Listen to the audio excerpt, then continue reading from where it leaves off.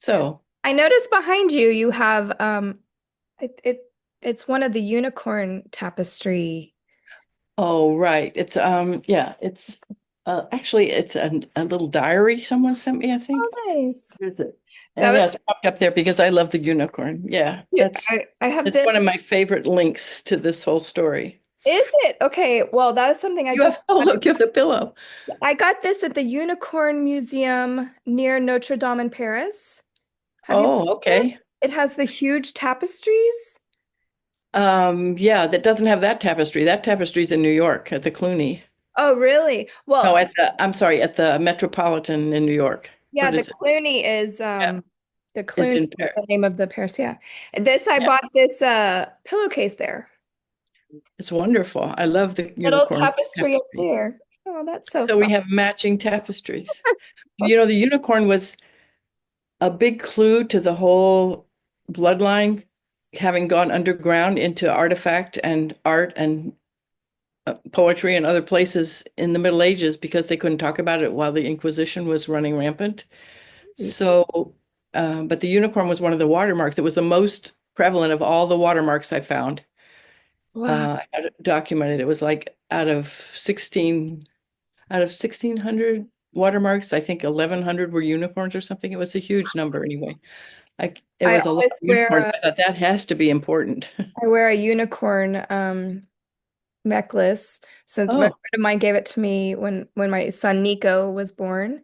Um, but okay. but That's nice. unicorns are, my symbol um to the sacred, the mystical and magical world that's It's actually the symbol of the bridegroom king. bright. Yeah, which is Christ. In the medieval mythology, that was who it was designed to represent. Right. It's Right. um, it's Yeah. interesting stuff. I wrote about that. I think in my alabaster jar, I Okay. described some of the That's probably where I things learned in the about it. tapestry. Yeah, maybe. I don't Probably know. where I learned That's about good. it. I So was how old is your son? um but Nico is 10.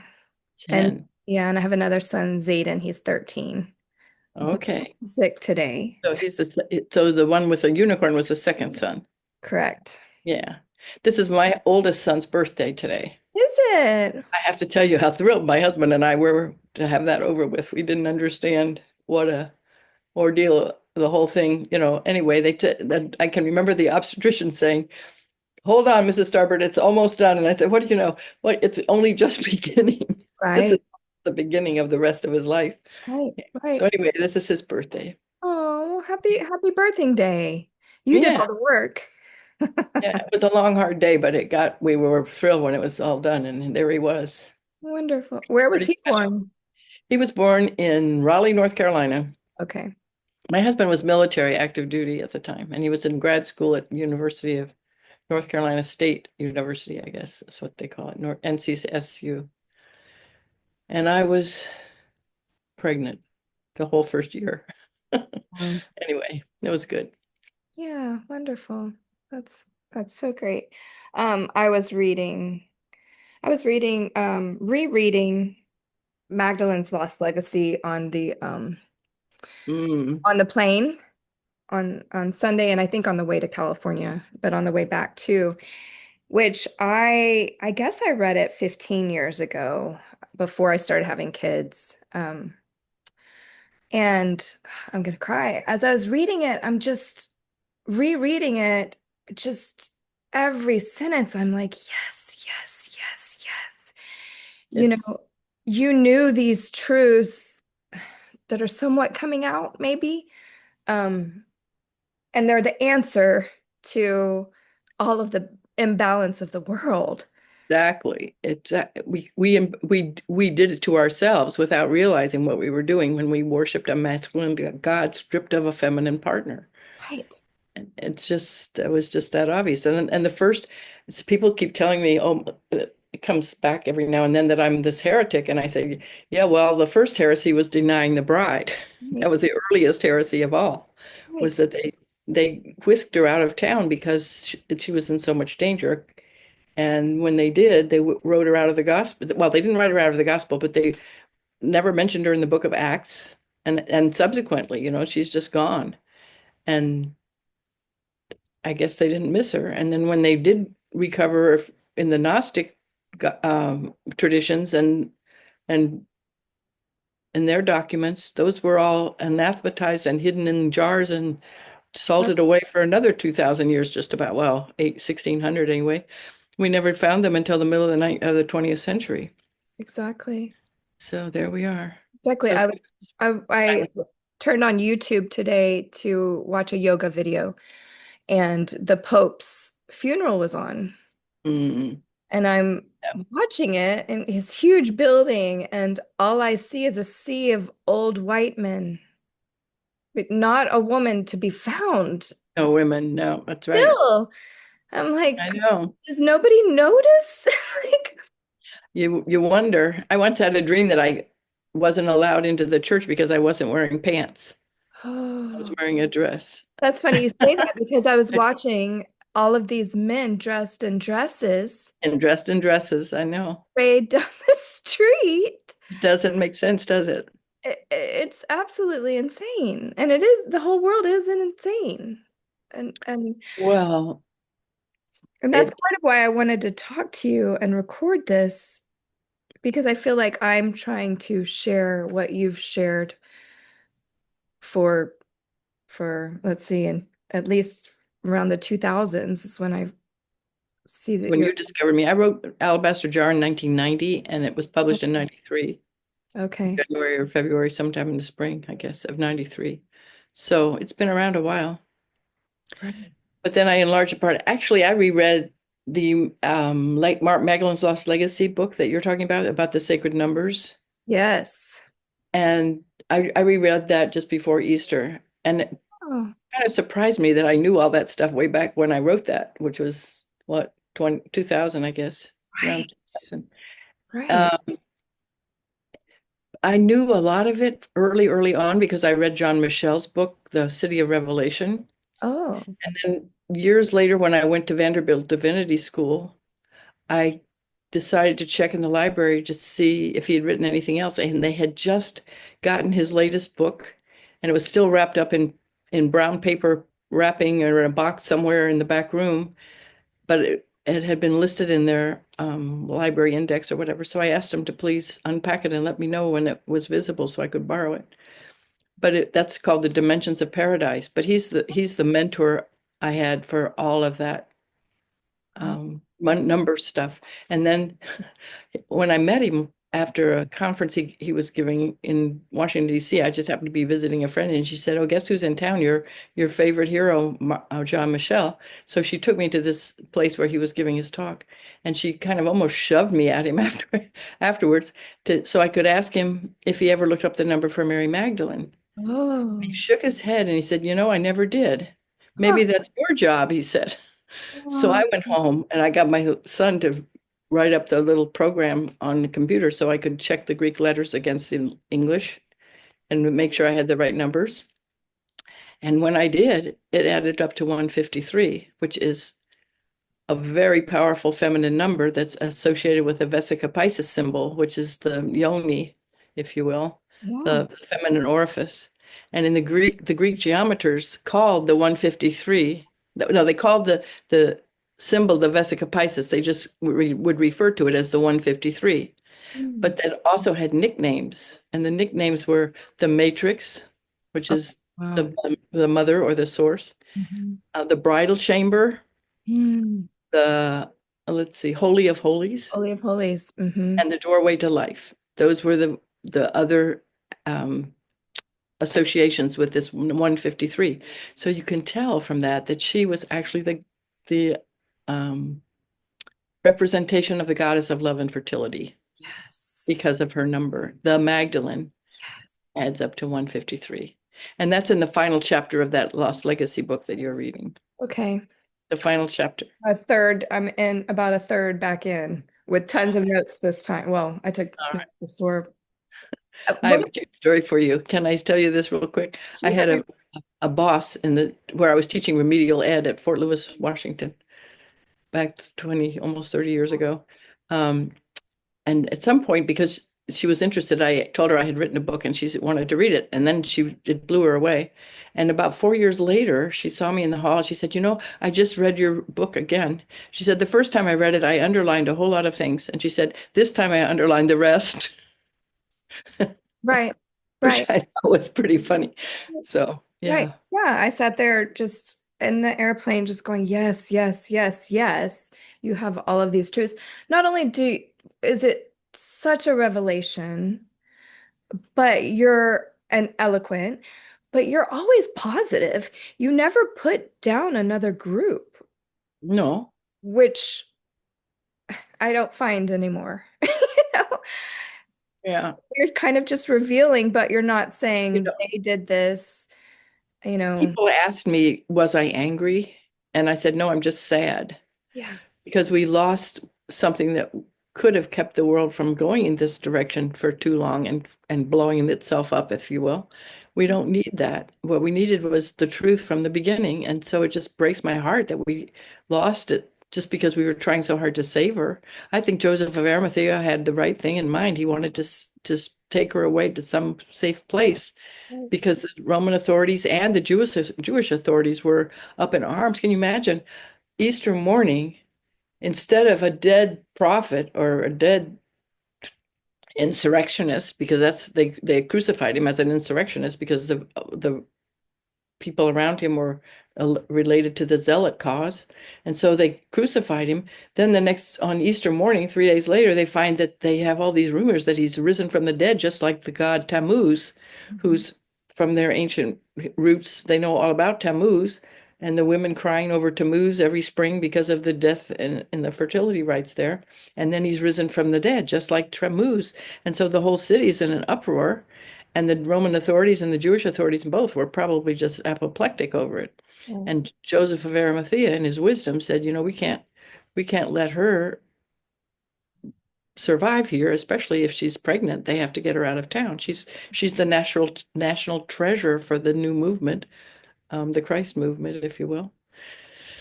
So they had to take her away, but they hid her too well. And then when the child is a daughter, that was the biggest revelation to me. I thought she was going to have a son when I sat down to write that story in the beginning of the Alabaster Jar book, The Woman with the Alabaster Jar. I sat down to write the story, and halfway through, I burst into tears and realized the reason they lost her was because her child was not a son. yeah. If she'd had a son, they would have wanted him to be someone who could lead their armies into battle against Rome or something. But that didn't happen because the child was a daughter. Right. Sarah. So, Sarah. Mhm. Yeah. Well, I have to say that that's the most speculative of all of the things I say. A lot of my stuff is grounded in fact, but Sarah is completely intuition, if you will, Mm. based on a bunch of synchronicities.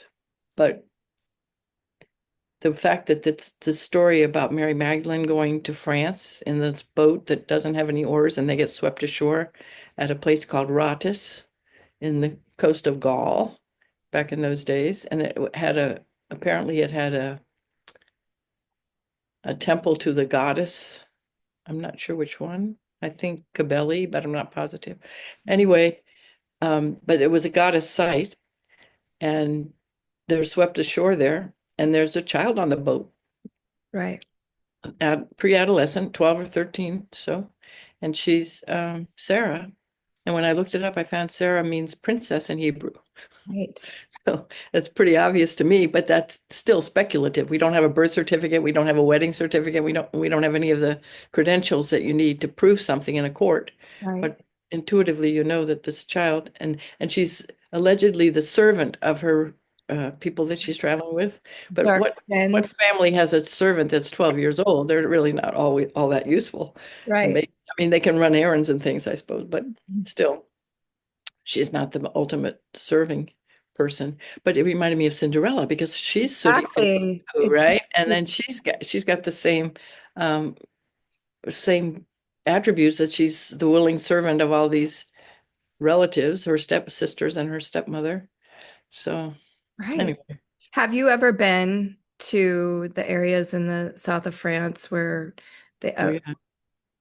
Yeah, I went to this festival of St. Sarah a couple times. The Okay. first time I ever visited it was right after college. My husband's sister and I wasn't married yet. She was just a good friend, and I liked her big brother, that type thing. But she, anyway, we traveled all over Europe together after we graduated from college in the summer of 63, Hmm. summer of 63. And it turned out that her brother, my current husband, of course, was stationed in Karlsruhe, Germany as a lieutenant, and my brother was there, had been there a couple of years already, was a few years older.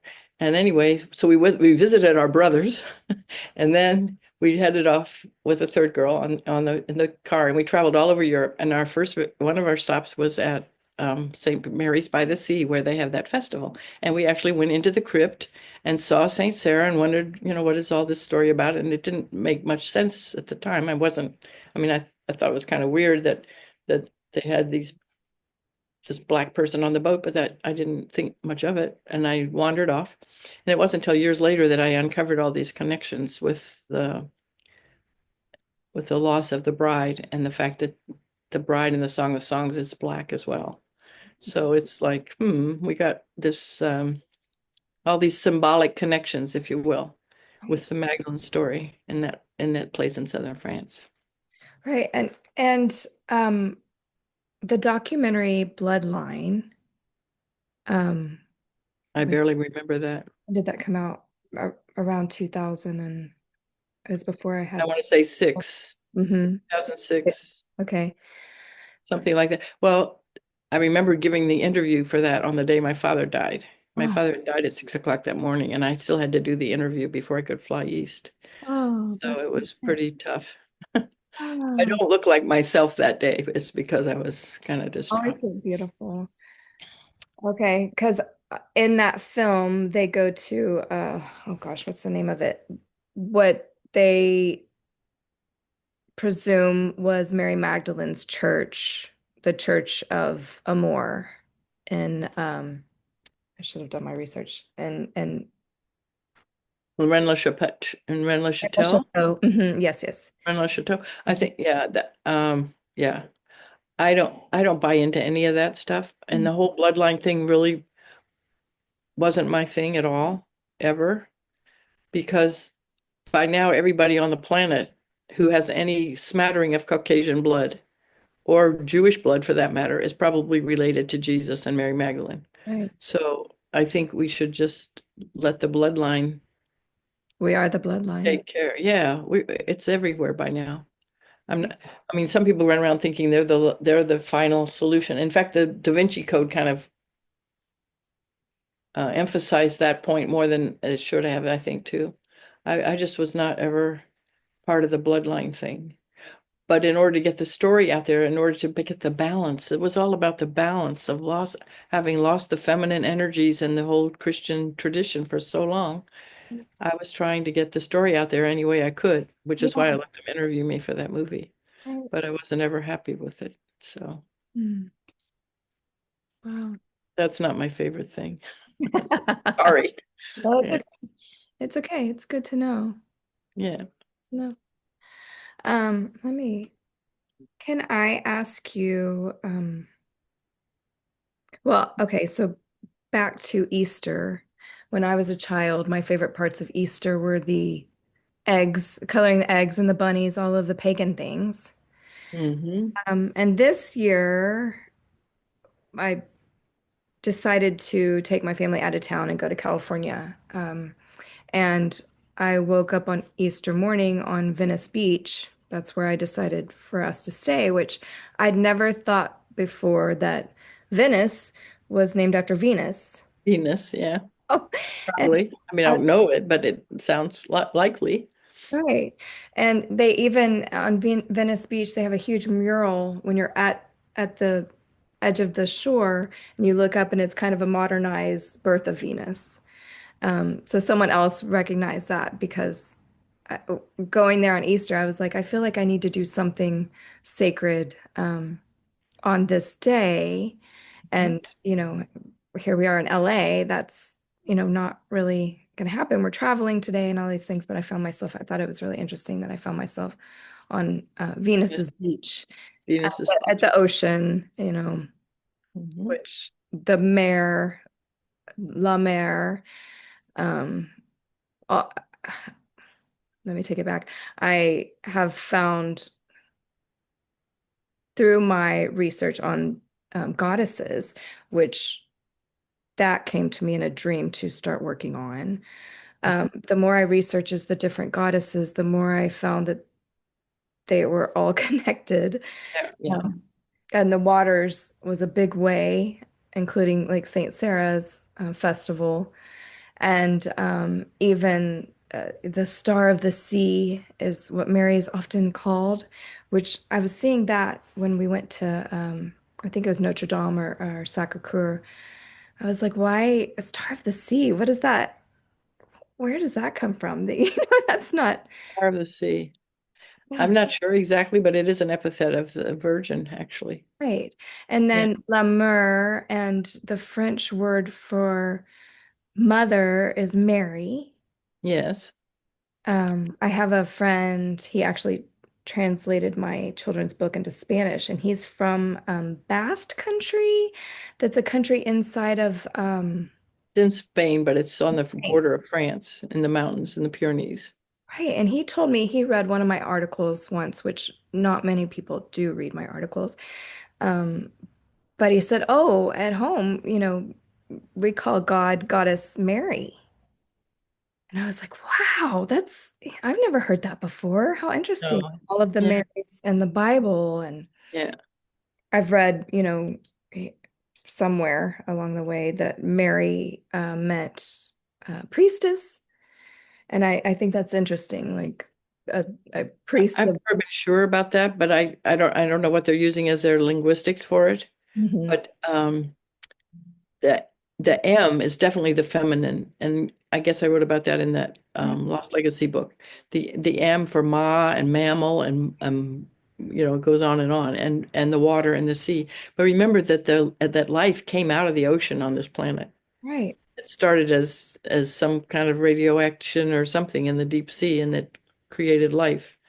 However, God did that, and then it blossomed into all these amazing, incredible number of species and fauna and flora and people and whatever, all of it. It's incredible, the story of Earth. And if you think about it, Earth is the mother of all of our life, of all life on the planet. So she is the goddess, if you will, Earth herself. Yeah, right, quite amazing. right. We give her feminine attributes, Uh-huh. female attributes, because she's the vessel of life, if you will. Just like So, a mother and yeah, the she's, womb, the waters, it yeah. all begins there. And life was spawned in the waters from the beginning. And then, anyway, you know it all already. But the solar, this masculine is from outside. The solar single God concepts are all external to the earth. And it's actually the marriage of heaven and earth that creates life and Right. the plants and stuff. So, I found that interesting. I was reading the other day, like the pyre from pyramid. I yes. never put that together, but of course, it makes so much sense. Somewhere I read that they didn't know the origin of pyramid, and it's from fire. Right. Yeah. Right. I Yeah. never, and like temple comes from template. Well, yeah, that all of that has, I guess, Latin roots. Right. Okay. So Something I wrote down when I was reading the other day, Hyros Gamos, the golden era. I I feel like I not only do I, but a lot of people I interact with are hoping that we're coming into a better time, a golden era. we can pray that this will all reconcile into a golden era. Yes, I agree with you. But first, we have to get the message of balance correct. Right. How do we And do that's, well, I guess you keep telling the stories about the sacred union because that's the essence of it. It's the union of masculine. It's what Carl Jung calls the integration of the opposite energies. that? It's what Plato called fusion, but it's really the inter. the interaction in perfect harmony of masculine and feminine energies, not in competition with each other. Mhm. I remember this was so interesting. Well, to me it was at the time. My husband wasn't always on board with everything I said or did, and he wasn't really deep into it because he had his own career and his own things he was doing. But one day he was watching one of the gurus, you will, if you will, of the Magdalene movement from the academic point of view, the ones who studied the Gnostic Gospels and who didn't have any use for my stuff because the Gospels they were looking at were all about the leadership in the community and Mary Magdalene being so important as the leader, but not as a wife. And Mm. so anyway, he was looking at one of these women being interviewed for one of the many shows that they did. And then he looked over at me and then he looked back at this other woman and he said, I think I get it. And I said, what do you get? And he said, well, it's not about feminist, it's about feminine. And I said, yes, you got it. It's about feminine Right. because we don't need to be more masculine than the men and take over their leadership roles. No. It is for the men to do their leadership roles and we'll do ours, Right. but not in competition with each other, but No. in harmony. And Exactly. so I've been noticing lately, and it's not just maybe the last year or two, all the women on TV and in news anchors and different things, and especially, I don't know, even people being interviewed, all the women have long hair down on both sides, like almost like, Birth of um, well, they're that's almost like you, but even longer and all the way down to the waist sometimes. And it's like, where are all these women doing this thing with their long hair? I mean, long hair, such a beast to take care of. I know because I have it myself, but you have to wash it and dry it and do, all this stuff to it. And so people it'd be easier to have short hair, but all of us have this long hair now. And why is that? Well, it's because we're trying to be feminine for a change instead of more masculine than the men. right. Anyway, there are just a lot of people wearing this long hair. And then somewhere I stumbled on an article in the Wall Street Journal that said that this long hairdo fad was coming out of Salt Lake City. And no, it was coming out of Utah because Mormon women were all wearing their hair long like that. Huh. Um, in some very popular TV serial or something. I've forgotten which one it is now, but it's very popular for some reason. And so everybody thinks they're so glamorous, and so they're wearing their hair and imitating these women uh, who are Mormons. And I thought, well, that's interesting because Mormons all believe that Jesus was married to Mary Magdalene. And Oh, it's part of their story. oh, So it's all Magdalene hair is what it is. interesting. Well, the podcast that you and I both were on, um, Mhm. Made in Her Image, Yes, uh-huh. That was founded come by out of Mormon Utah? women. What did you say? I said, did that come out of Utah as well? One of them, I believe, is in Utah, and one of them's here in Dallas. Oh, okay. And they actually had a Divine Feminine conference 2 years ago. I don't remember how many people, hundreds of people, mostly Mormon, because Mhm. they also pray, what do they call they think God has a wife also. Yeah. Yeah. Holy Mother, or I can't remember. Holy Mother, yeah. Uh-huh. So that was the Yeah, but podcast. they balanced it all with these partnerships. It's not totally balanced, but it's Right. closer than some other churches we can name. So that's why they're more open to the Divine Feminine. And a lot of I met these, I say young women, they're younger than I am, that started the conference, and one of them was the founder of the podcast. But they found the Divine Feminine during lockdown, during the pandemic. Oh, really? Oh dear, that's interesting. Tell me about that. Right. So very recently, and some of them found my mentor, Jan Aldridge Clanton, which I believe she met you at some conference at some point. They Mhm. found her online because she was in Dallas. And then they put together this huge conference. So within a couple of years, the conference was, I think it was 2 years ago right now. Mhm. So starting in 2020, they started researching and reading and looking for other people. Mhm. that knew this, and they found a lot of relief in the Divine Mother, I think is what they call her. Yeah. I didn't know about the Mary Magdalene part. That's Mhm. interesting. Yeah. So maybe, I mean, that gives me hope, and they gave me hope, and I took them all to lunch one day and wanted to know, where they came from, where they've been, because I was an island finding out all of this. I was reading your books. I started like Holy Blood, Holy Grail, The Chalice and the Blade, your books. And then there wasn't the internet when I was reading. I was just No, that's a my problem until, bedroom going, yeah. everybody, there. Now I'm on the internet, but people still aren't listening. But Some people are, though. Last year, I think I must have had 8 different requests for interviews of various types, and all of them went out to different groups. Some of them were from England and several, I think, at least maybe two. oh, And the rest were different places in the US, and people were tuning into it, and some of them were having festivals and conferences of various kinds online seminars or things that went on for several weeks, and mostly either around Easter or around Mary Magdalene's feast day in July. wonderful. There was a lot of activity last year, and I Good. expect that to continue. I'm like the grandmother of all this stuff, obviously. I was onto it very early only because I belonged to this prayer group that was shown that something was missing from the early Christian story and that someday we would be shown what it was. So we prayed about it for years and had no idea what we were looking for.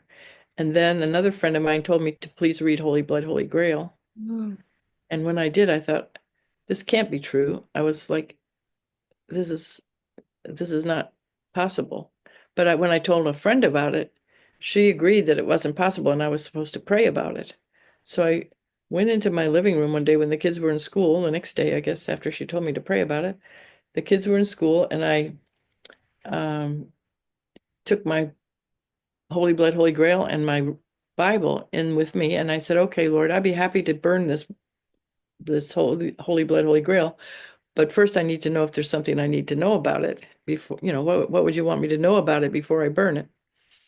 And so I opened my scripture and I looked down and I was on the page between the Old Testament and the New Testament. And it said, New Testament Revised Edition. mm, And I said, uh-oh. So if something needs to be revised, can you tell me what it is that needs to be revised?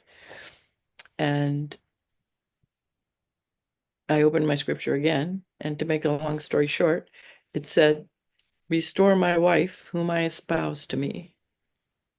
And it blew me away. I thought maybe there is something to this after all. I wasn't ready to buy into it totally, but I rushed off to call my friend and tell her what had happened. And she said, well, she would pray about it this time and instead of leaving it to me. And she called me back a few days later and had total confirmation. She said, I now believe everything you said about the design flaw in the church being this lost bride, Mary Magdalene, and I'm willing to pray over it with you for the rest of what it takes to ferret it out and figure out what's wrong and how it happened. So that was our question. How do we ever lose this person if she was really the bride of Jesus? right. Wow. That's amazing. Yeah, it was amazing. So that's when we started. That was 1983, 4, maybe 84. No, it was 86 by that time. I read Holy Blood, Holy Grail before I told her about it. And I kept it quiet for a whole year. But she was part of the prayer community that I belonged to with her all those years, and it was time to research this and see if there was something to it. And then the deeper I got into it, the more convinced I became. And so finally I sat down and wrote the Alabaster Jar book, but I didn't yet have the numbers. I'd read the numbers, but I hadn't looked up Mary Magdalene's number yet to see what it was. And when John Michelle told me to look up that number myself because it was my job, and I found out it was the 153 was the Magdalene, the title, the Magdalene, adds up to this 153 that designates her as the goddess of love and fertility in the Gospels. And then there's an interesting passage in John, in the end of John, Gospel of John, the final chapter, where Jesus is standing on the shore and The apostles are all out in the boat with the beloved apostle and the beloved disciple. I'm sorry, they don't call him an apostle, him or her. Anyway, they're all out in the boat, and Jesus calls out, "Have you caught anything?" And the people on the boat said, "No." And he says, "Well, throw your nets over the starboard side." So they throw their nets over the right side of the boat, the lucky side, the starboard side. And when they get done, they bring it all back, and they have in their net 153 fishes. And people have puzzled over this for years and years. Why would they bother to count the fish, for heaven's sakes? I mean, that especially cold gray morning, you don't need to count the fish. But they laid them all out and counted them, 153 fish. Well, it becomes the model for the church as community, the bride of Christ, the community, the church is 153 fishes in the net. It's a symbol of the community, the ecclesia. And Magdalene represents the church as bride. Right. So, and Carl Jung even says at some point in his writings, you cannot picture Jesus embracing a building even if it has people in it. That's not what Jesus does. What Right. you really need is a woman who embodies the church as the community, the bride, the one who drinks in his every word and embodies it.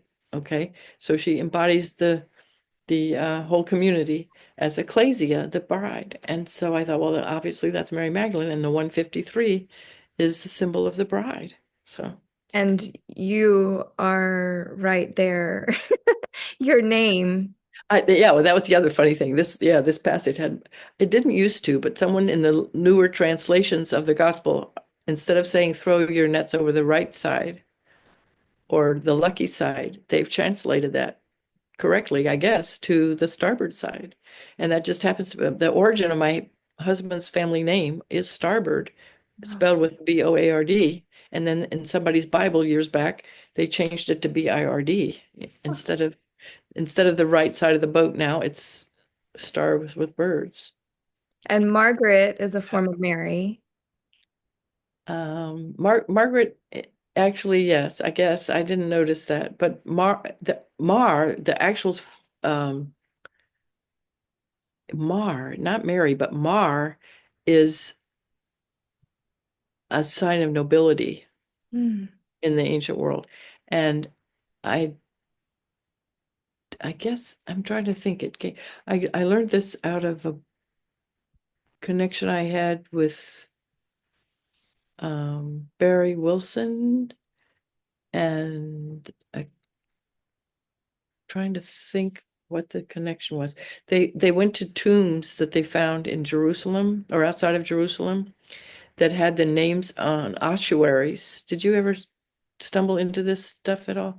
Yeah. They found a tomb that had ossuaries that had names on them that were so similar to Jesus and his family that they were convinced that it was Jesus' family tomb. Wow. And one of them had a Mar. I'd have to go look it all up and send you the links. I'll have to do that because I don't remember it all myself now. I'm getting a little vague, but this was all like 20 years ago that they uncovered this, and it was called the Talpiot Tomb. You can look it up online. And a lot of people got involved with it because it was so uncanny. One of the ossuaries was really small. An ossuary is a small carved box that they put the bones of the dead people. They let the flesh peel away and then they wash the bones and put them in these boxes and then put a lid on the boxes and bury the boxes in a cave. So this cave had about 6 or 8 boxes in it, and they were all names of family members of Jesus. One was Joseph, and there were at least 2 women there, and they suspected that one might be Mary Magdalene because it had a Mar with it, and that was and Mar was a sign of uh, it's like saying lady or domina in Latin. It was the equivalent, I think. But Interesting. I don't remember the details. I'll have to send you some links with it if you're interested. Absolutely. I'm surprised I'm just remembering this. I haven't thought about it for years. Good. I'm glad. I love I love that you write about the synchronicities, which I haven't found a lot of people that interweave, the story about the toilet with the crack, and it was called church. I've Yeah. I found so many things like that that are intuitive. That was the name of the manufacturer, I think, of maybe the toilet seat or something. But it was the only word written on this commode was church. But I had been telling her about this design flaw was the lost feminine. And our community had been told that there was something lost and missing from the very foundations of the church. And so when I found this, I said, I think the thing we've been missing all this time, this lost thing we were shown that we would be eventually revealed to us is actually the bride that was lost. And she couldn't believe it at first, but then when she had that experience with her toilet not having this crack in the same place twice, she said it's a design flaw. It really was an amazing story. But that's what convinced her. It was such a powerful synchronicity. It convinced her that she needed to listen to me. Otherwise, she was going to just write me off as lunatic.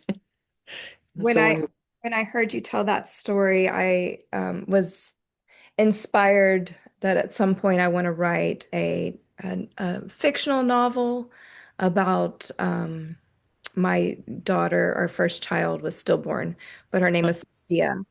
And that inspired me to write a story as though she had just graduated college and moved to Paris to go to culinary school.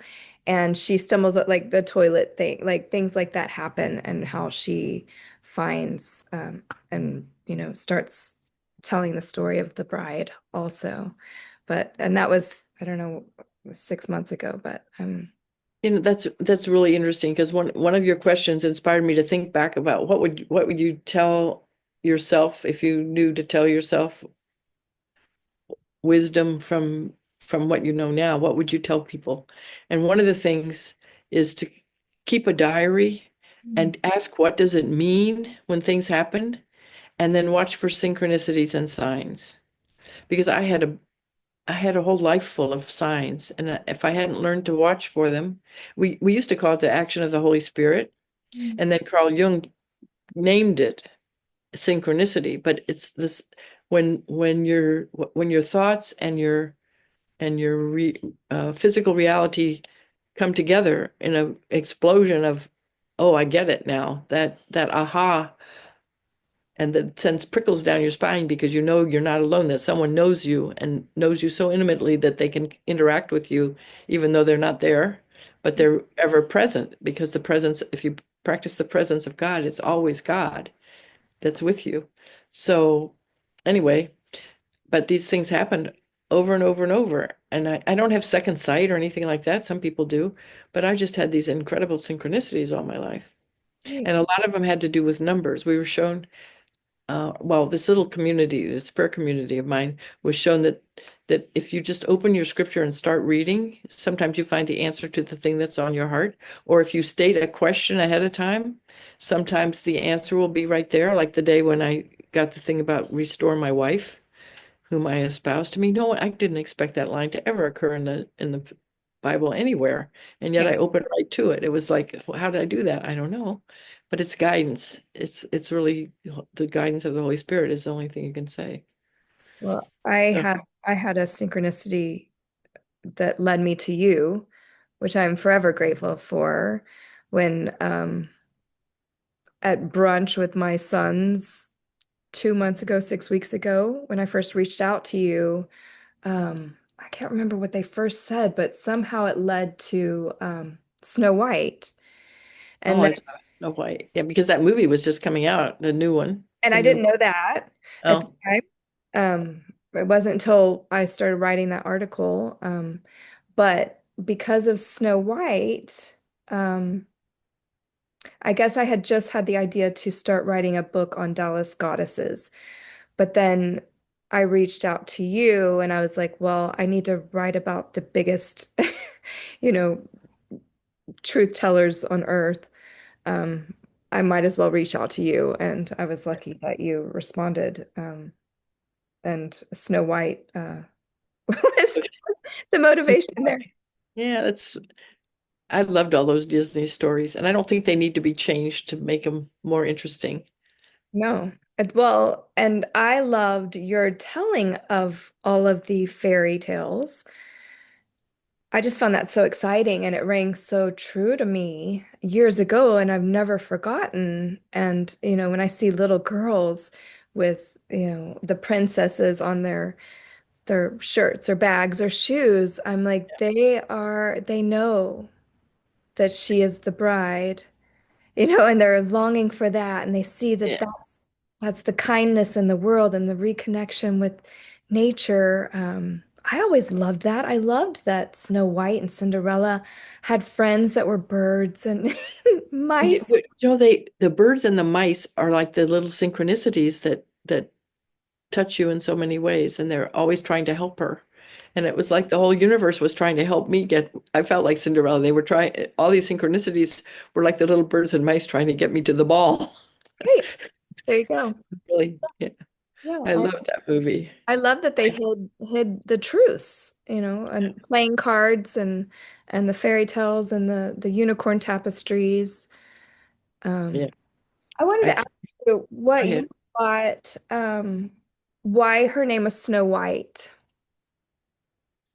I, I don't know, but I remember in the beginning, the prophecy was that her skin would be white as snow, her hair black as ebony, and her lips red as berries or something. I don't know, but the Snow White was for her skin, I think, at the time. But I don't know what else, except that she's the epitome of the virgin soul, if you will, immaculate soul. I was thinking today maybe it's that she finally comes into the light.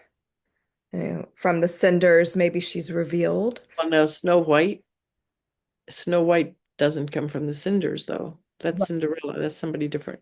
Right, right, right. But Snow White, like white out in the light. And Cinderella, she never gets, well, I guess she gets cleaned up for the ball, but and part of the article I was going to write, the Snow White one was about the Black Madonna, but I started writing and I couldn't stop. I was like, this is going to be too long. No one's going to read it. It just kept going and going. And then Yeah. Cinderella and the others, Briar Rose and Well, the fact is that all of them are about a little lost feminine. In fact, at home, so many of our fairy tales are about the lost feminine. And that's the thing that it was so obvious in the Western world and all um 2 millennia of women of little girls not being honored as little boys were and not fed as much and all of the things that go with the less desirable child, if Mm, you will. right. And so they have to come into their own at some point in these fairy tales. They have to break the glass ceiling And or they're what? they're all They're all missing the mother. yeah, All of them are orphaned. They yeah, just they're all orphaned. Yeah.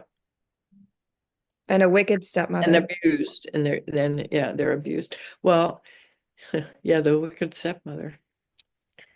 She's in a way, the wicked stepmother is represented by all those men you noticed in skirts. Right.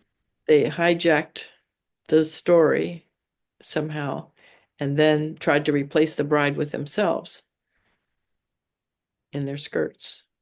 But that's not what was, I don't know, it was not the original story. Right. I always pictured Jesus and Mary Magdalene holding hands in the garden after supper on a little stroll, walking around at sunset or whatever. Right. Well, the world would be different. Okay. So can I ask you the questions for the book um, Uh, that I sent you? I have them here somewhere. The Goddess Book questions. Um, okay. and you answered one of them. Has your image of women changed throughout your life? Well, yeah, when I was a child, women were secretaries or Teachers? teachers or nurses, and that was it. I mean, there's hardly anything else. I mean, you couldn't go into business. There was hardly anything else was happening. You were taught arts and crafts. You were taught to sew. You were taught to cook. So you could become a good housewife. And that was about all that I never even had aspirations to be anything but a housewife when I was growing up. And it wasn't until later I realized that there were all these other opportunities and people were suddenly opening up because of the feminist movement, probably opening up, well, partly because of the war. During the war, the women had to go to work because the men weren't here, around to do it. They were all fighting. So that was a big war in the 40s. And then gradually things changed, and I did end up teaching and doing things with my own life that weren't all what I had intended.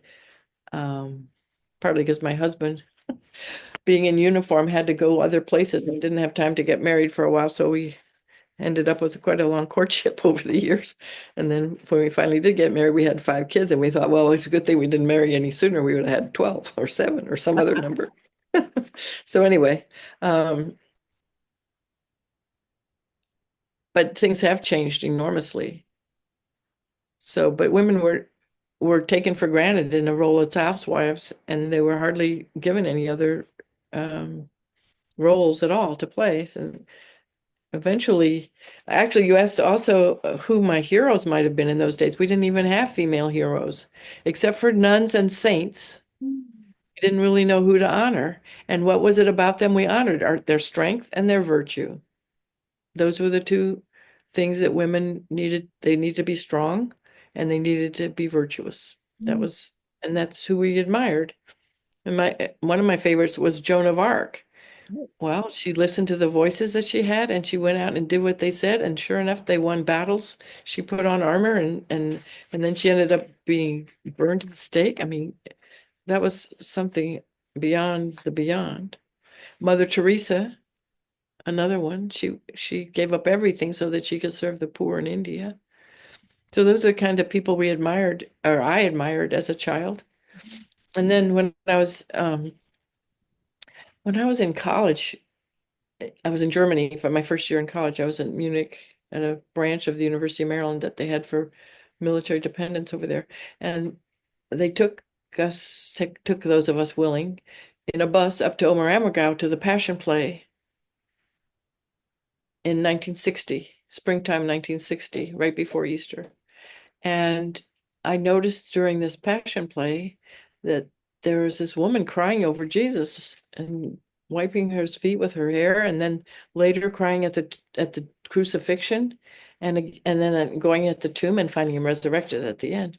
And I thought I had read about Mary Magdalene in the Gospels all these years. Whenever we go to church and read along in the Gospel on Easter Sunday, you find this Mary Magdalene in the garden, but it didn't hit me that there was anything special. But when I saw the play in Oberammergau, I spoke German, but not fluently enough to catch everything. But I had read the gospel story enough times. I knew what was happening and I knew who this woman was. I figured it out. But it was the visuals of her crying over him all the time. And I thought, goodness gracious, this woman is really devoted and dedicated and distraught and just all involved, emotionally involved in this whole episode of the Christ and the Passion of the Christ.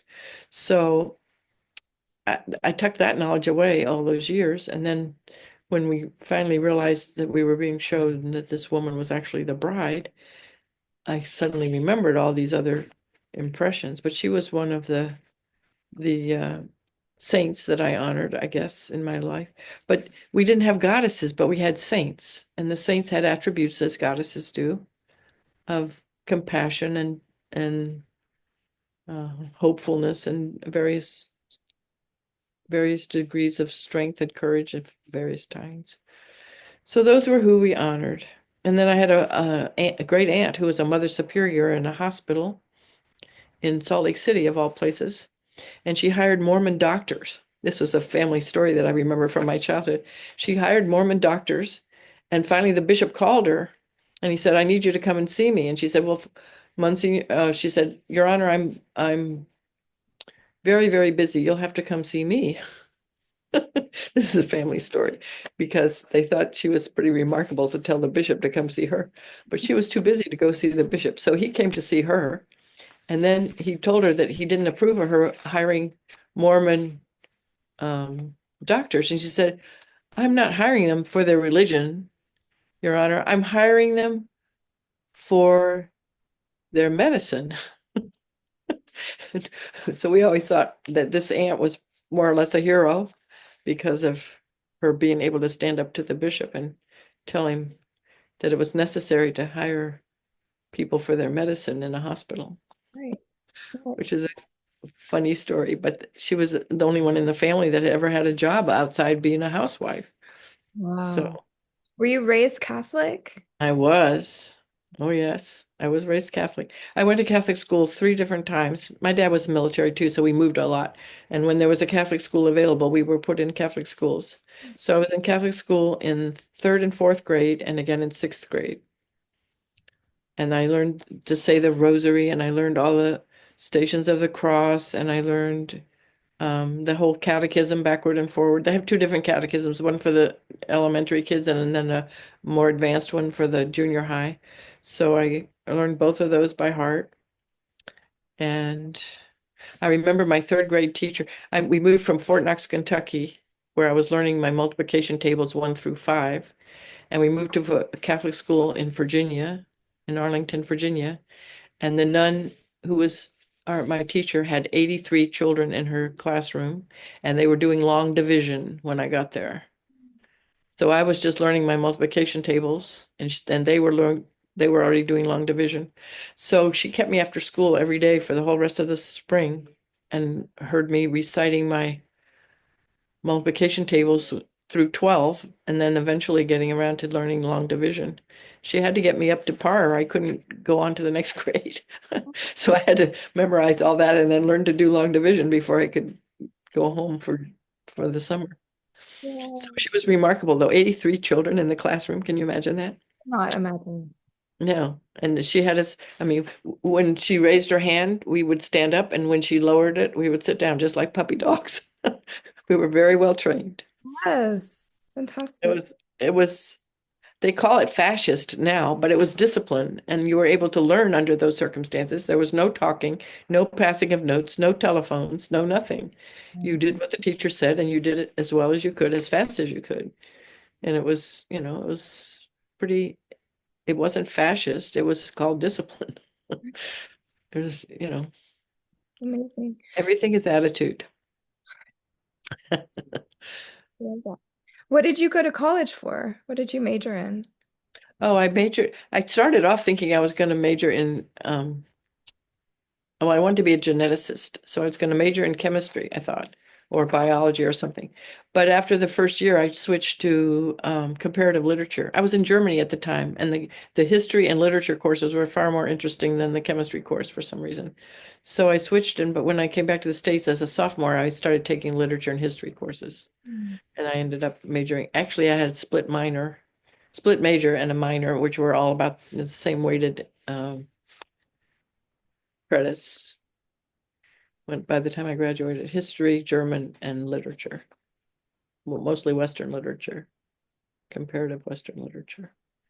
But it set me up for all the rest of this because I read old German Wolfram von Essenbach, who says that the Templars are the custodians of the Grail Mm. family, the Grail family. I read that in Old High German back in German class, back in one of my graduate German classes. So I was set up for all these discoveries I made later. They were all Got to write. part of my upbringing. Yeah. Yeah. Crazy as that sounds. You asked me when my spiritual life began, I think at conception. It was, it's just an ongoing thing. I was baptized on the feast of St. Francis of Assisi Mm. in the chapel at West Point, which is the same place where my friends received the baptism of the Holy Spirit. And then later they invited me to join their little Emmanuel community. And I prayed about it for 3 days. And then I realized, my gosh, I was baptized in that same church. And so I was there before they were. Mhm. And so I just decided I probably already belonged to them and I just hadn't realized it. How lovely. I, Yeah. So it's all those things kind of uh-huh. just worked out. I see that too. Yeah. Synchronicity. Exactly. I went to school. I thought I was going to be a business major. Mhm. And then the next year I was a theater major, which Oh, really? it Well, was, there you go. you will never work. And I've been working nonstop since. Steadily.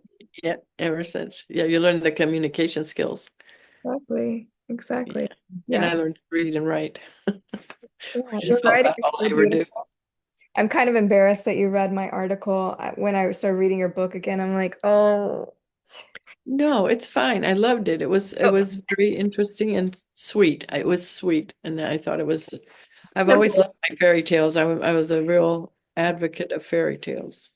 But what distresses me now is that when I try to pass on things that I love to my grandchildren, they're all into Star Wars and all this other stuff that's more interesting to them. And so they're not interested in my old stuff anymore. I bet it's in there somewhere. You think so? Maybe.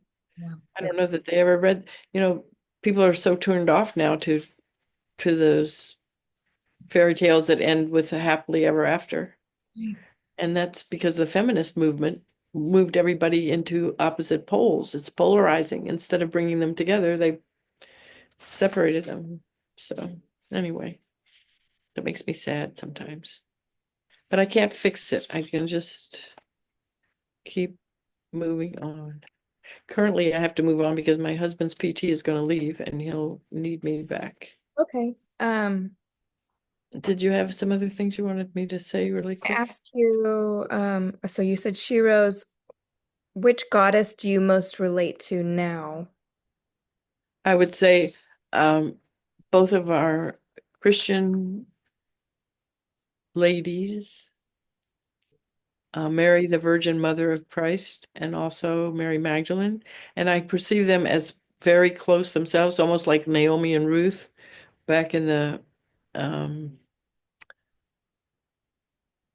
in the book of Ruth. Remember the mother and the mother of two sons is in a foreign land, and the sons marry foreigners. And then when the sons die, the mother wants to go back to her homeland and her hometown in Bethlehem. And one of the daughters-in-law says no, she's going to stay with her people, but the other one is Ruth. And Ruth says, whither thou goest, I will go. And so she goes home with Naomi, and they are mother and daughter-in-law. And Naomi sends Ruth out to uh, garner the grain when after the harvest, whatever's left on the ground, the peasants got to pick up and take home. And so she sends Ruth out to gather the grain. And Ruth finds favor with Boaz, who is the kinsman actually of this family, but he is a great landowner.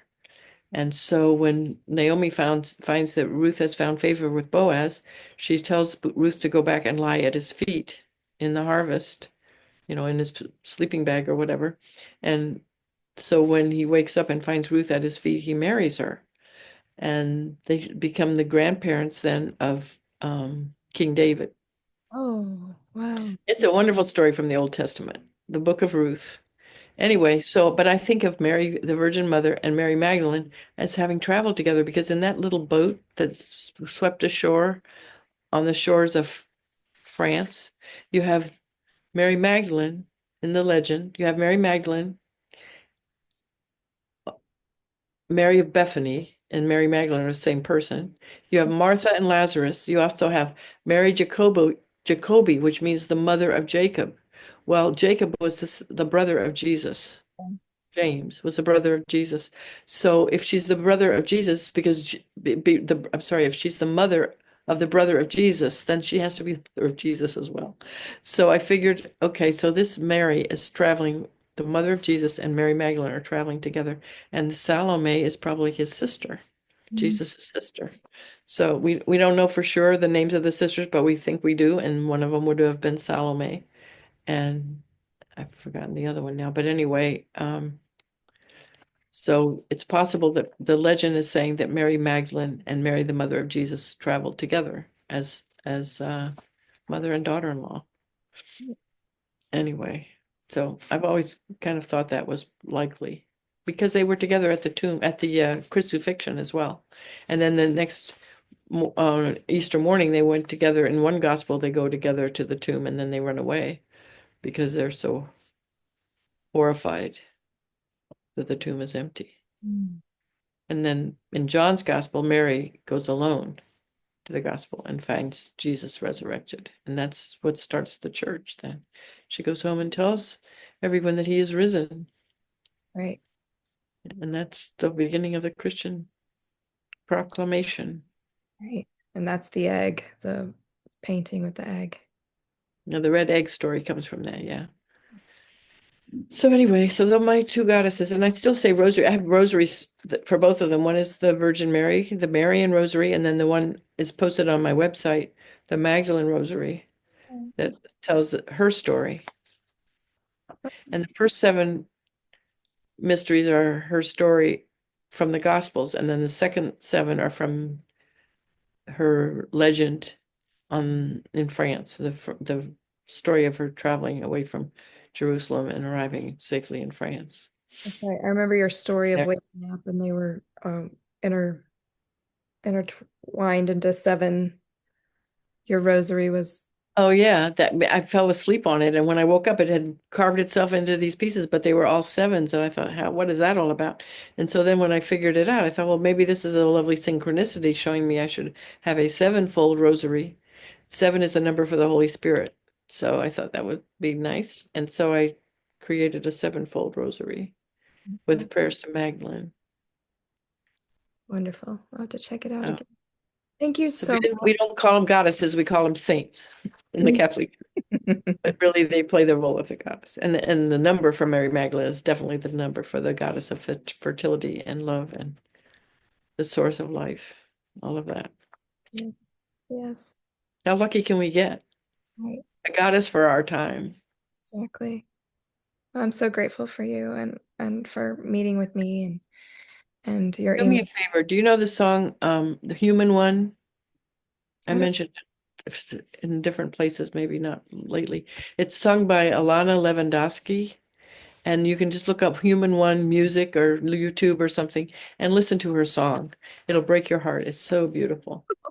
Human One. know. My final gift to you. Oh, thank you so much. You were so sweet to call, Colette, and to want Such, to talk to me. I love it. It's oh my gosh, wonderful. it's made my life for sure. All right. I hope to talk to So you hug again. your boys and your husband I and will. You be happy. too. Be well and happy. Okay, you That's the too. best you can do. All right. Thank you so much. All right. Bye-bye. And if you want, I'll send you some kind of link for the Talpiot tomb Great. about the ossuaries they found there that all had Jesus family names on them. Amazing. Yeah, it was amazing. Well, because I had already hypothesized that there was an ossuary brought back to Europe that had the Templars treasure and the shroud and all that stuff is tied up in this ossuary story. Anyway, I'll send you the link. Please do. Thank you so much. Blessings, blessings. You too. Thanks for sharing. Oh, Okay. take care. Bye-bye.